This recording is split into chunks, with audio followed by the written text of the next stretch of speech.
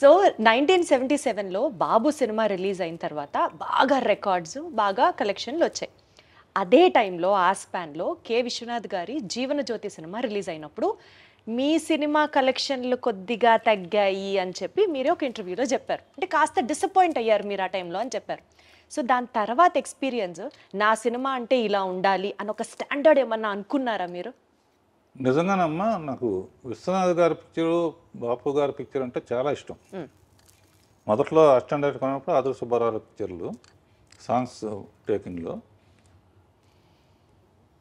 నా సినిమా బాగుంది 50 డేస్ వరకు బాగా ఆడుతుంది. ఈ లోపల జీవన్ జ్యోతి రిలీజ్ అయింది.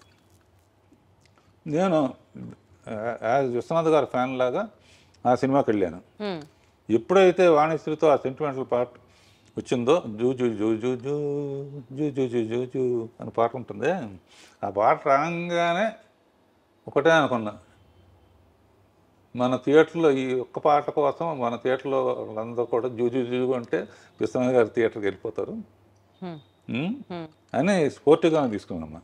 తీసుకుని ఆయనతో కూడా నేను షేర్ చేసుకున్నా.